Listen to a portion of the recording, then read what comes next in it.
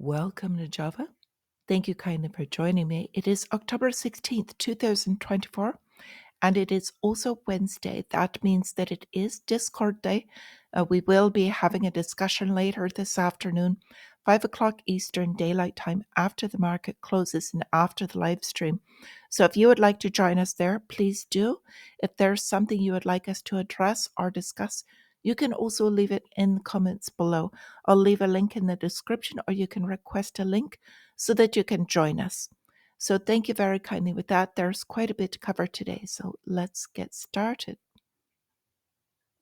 Beginning with the risk in the markets. Right now, the favored risk indicator, the MMRI, 257.4, and the fear greed meter is headed back into greed off of the extreme territory. So this is really a drop pullback that the market is showing in the risk, as yesterday's stocks basically deflated a bit.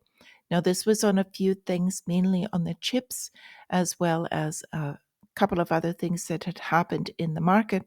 Bit of the China trade, and we'll speak about that in a moment. Right now, we've got the 10-year yield is dropping a bit.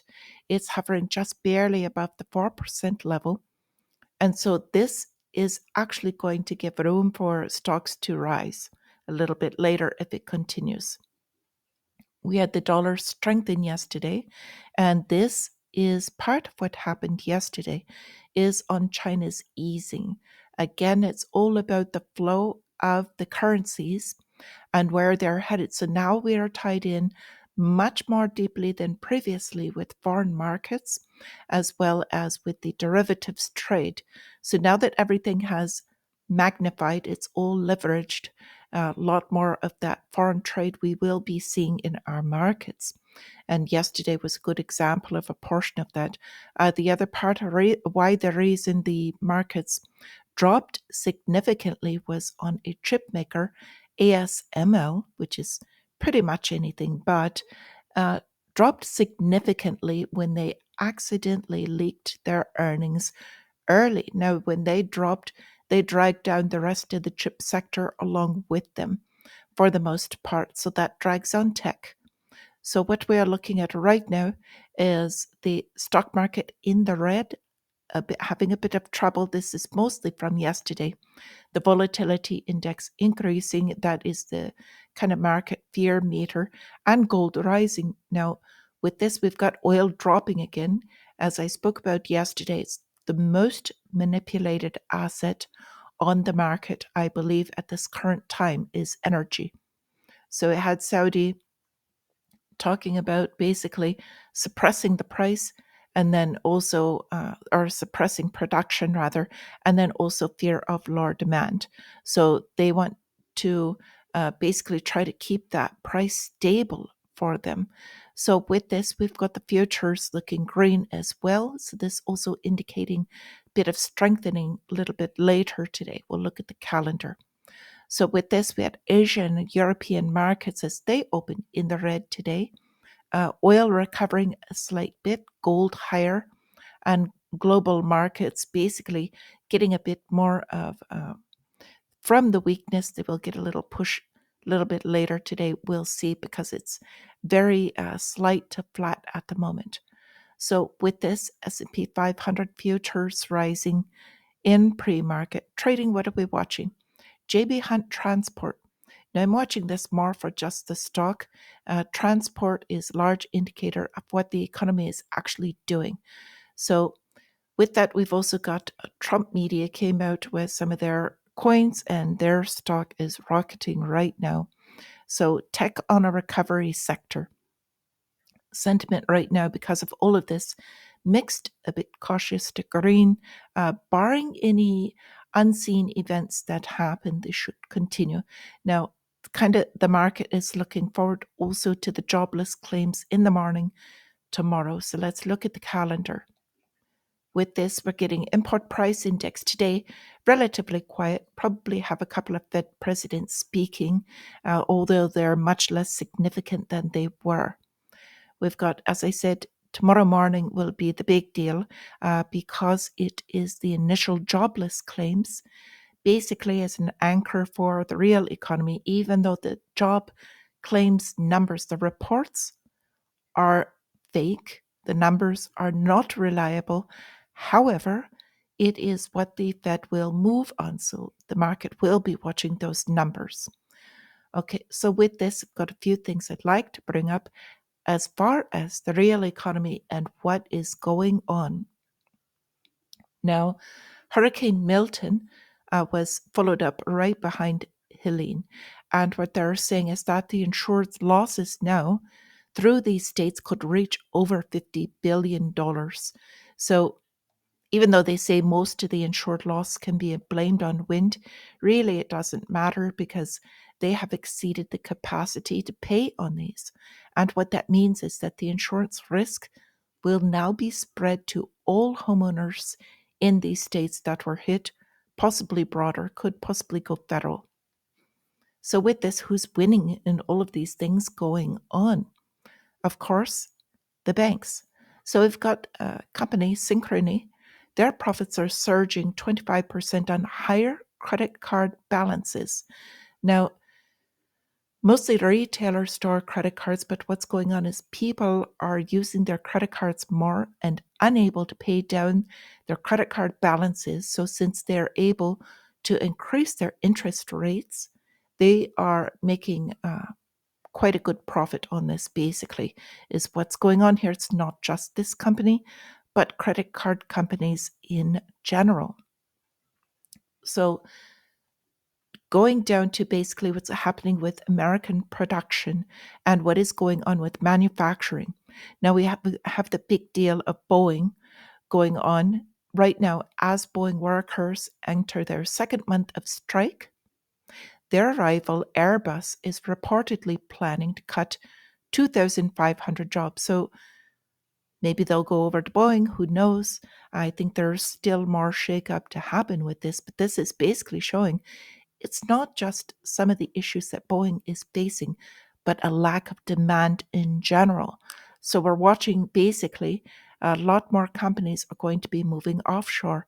We can see this with Stellantis recently. They just had also United Auto Workers major strike happen.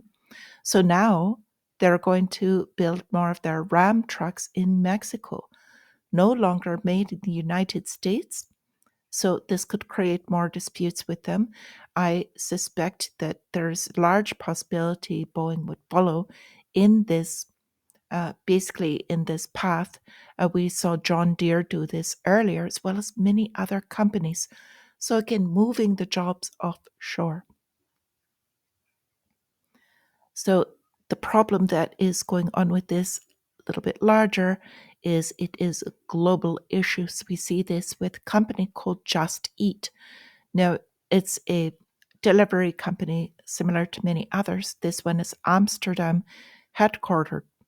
Now, they're saying their orders fell 6%. And the key here is they're basically feeling larger losses through the company through the United States. Now, United States are the largest consumers in the world. If they're seeing this lack of demand, it is crushing them. Now, we've got the tale of two basic eateries here, both sides.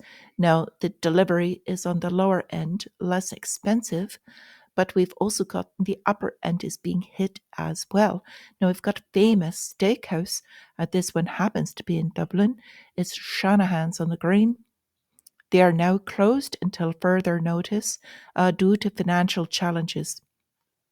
So basically, they sent out a circular to their employees and suppliers saying that the company is in an alarming and almost impossible situation and that they had to shut basically immediately until further notice. Basically, they don't know when they can open, when they can become profitable again.